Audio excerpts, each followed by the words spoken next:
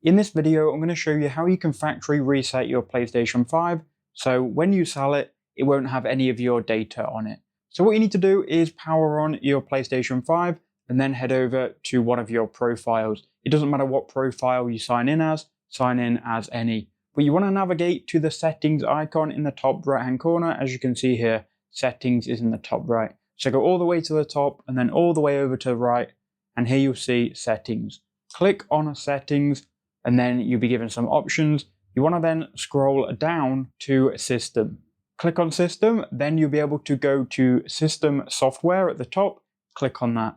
Then at the bottom here, you've got reset options. It's going to be right at the bottom.